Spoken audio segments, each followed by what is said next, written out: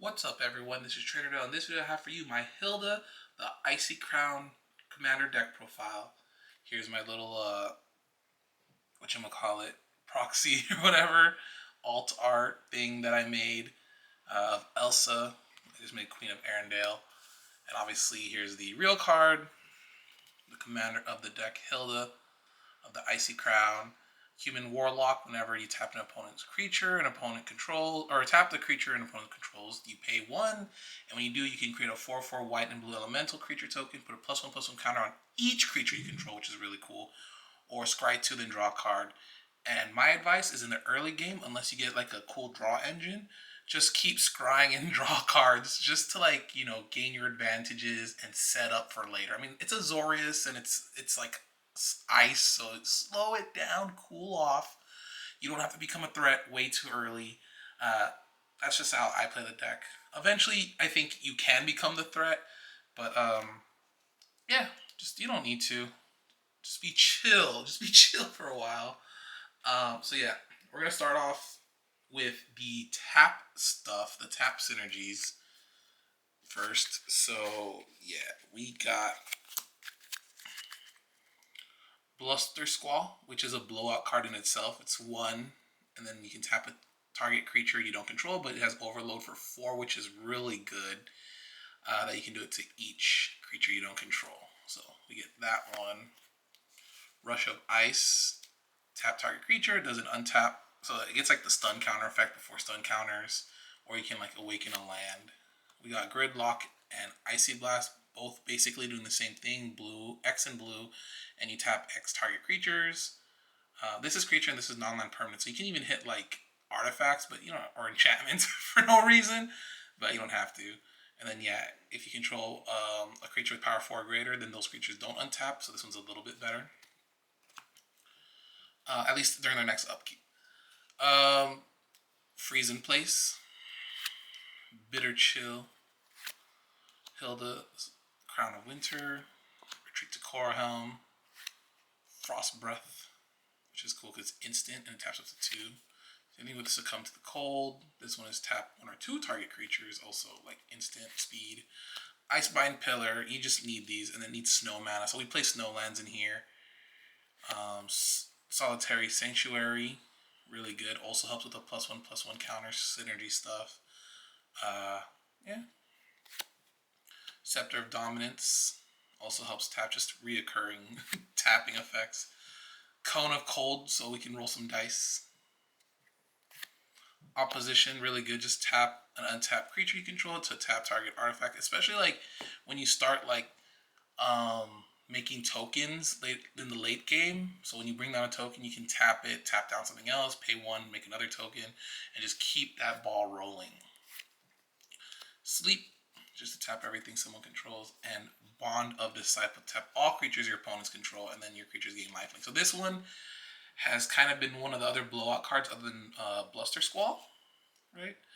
And then the lifelink can really help, especially if once we build up our army, they get lifelink, so we can just attack in, and usually it gets us far ahead enough to either win, like take someone out, or like just have enough life to have enough life to survive later turns after we're able to take 1 or 2 people out. Oh, and I forgot to mention, like, this deck's only like under $50, not counting the basic lands, because we're playing snow lands. So if you don't want snow lands and you just want basic stuff, you can kind of take out the ones where you need snow lands, like the Icebind Pillar, and I think it's only that one, right? It's like the only one that needs snow, if I'm not mistaken. So you can take that out and just put any other tap effect, or there's other creatures that you can put in here. And then just, replace the snowlands with basic lands, like normal basics. So for creatures, we got Tiller Engine, and these also help. Most of the creatures in here are value creatures or creatures that also help with the tap stuff, like tapping things down. So yeah, we got Tiller Engine, so when it has basically landfall, which we're gonna just tap target non-land permanent an opponent controls. Binding Mage, Queen of Ice to use her, Rage of Winter. Ice Right Sentry, Ice Rot Sentry, actually.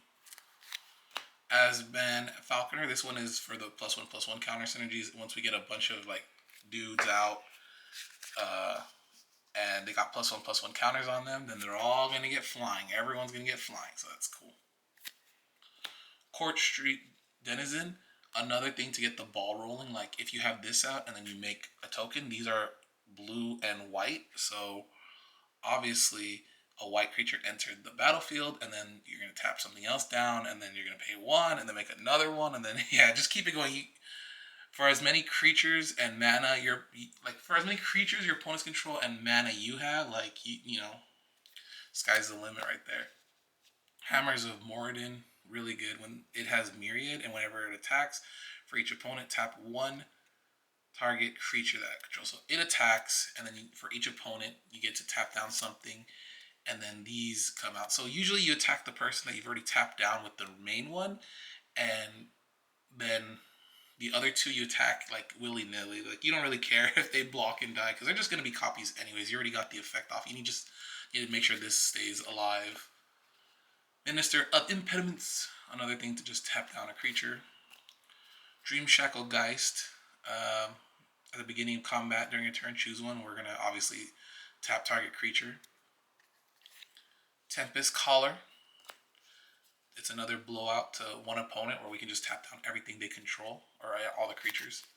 Charade of Numbing Depths. This is kind of like a backup commander in a sense, but this one's really good because when we play it, it taps something and gives it a stun counter, and then whenever we tap one or more untapped creatures, we draw a card, and this ability triggers only once each turn. That's how we have a few of those other cards that like can tap at instant speed, so we can keep drawing cards. So if we get this down and our main commander, then you can just start building the army. Really, like I said, if you have a draw engine in the deck or on the board, then you don't really need to keep scrying. Just draw out, keep making dudes, and yeah, take over. We got Rhonda Geist Avenger and Timon Youthful Geist, so they're the partners in here. Whenever a creature with an opponent controls becomes tapped, if it isn't declared as an attacker, so all our tap down shenanigans, it's a +1/+1 counter, and this has vigilance. This has flying, and at the beginning of each combat, tap up to one target creature. So it's just another free tap down. And yeah, they're partners. So in a sense, like if we're able to play this one early, then we can, or get this one out, then we can search for this one. If we get this one, this is what we really want. But they both will help out, and little sub +1/+1 counter thing going on. And then Junk Winder, just like the Court Street Denzian. Yeah, this can come down early if we got a bunch of tokens. And then whenever a token enters the battlefield, we can tap something down. So once we bring out a token, same thing. This one can trigger.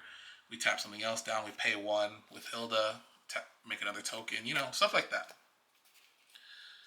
So yeah, now we get to the freaking, what do we call it? The veggies of the deck.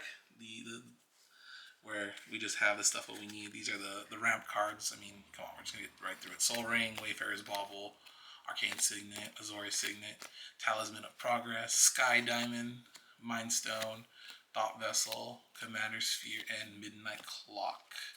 The Thought Vessel was like a newer little inclusion. I was playing what's the Marble Diamond?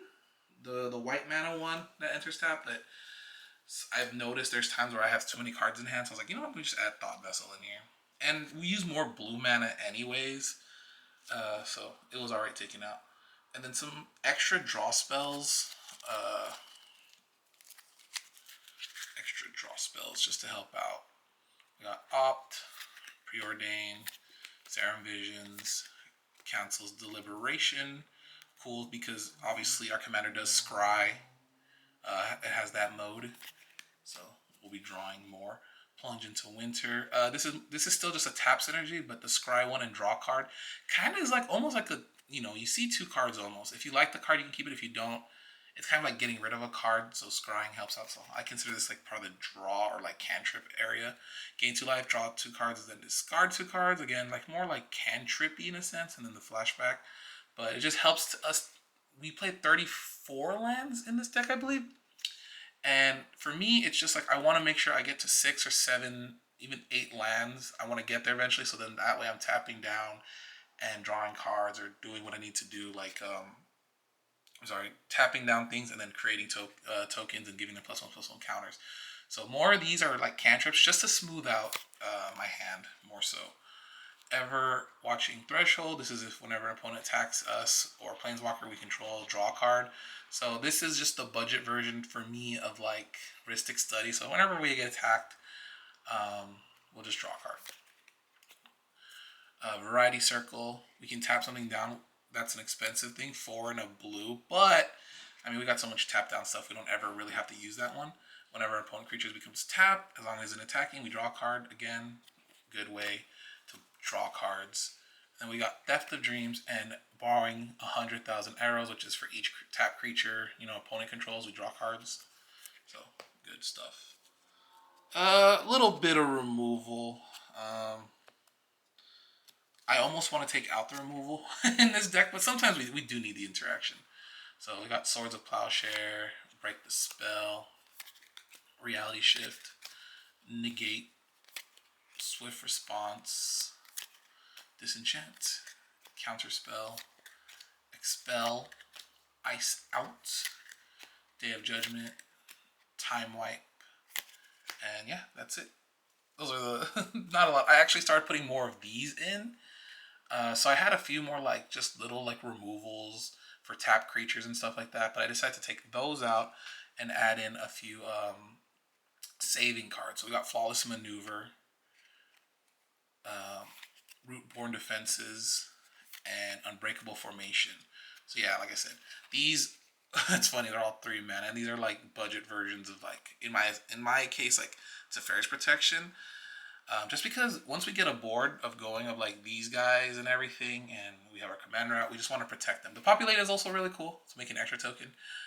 But yeah, we just want to protect them and get, make sure we keep our board.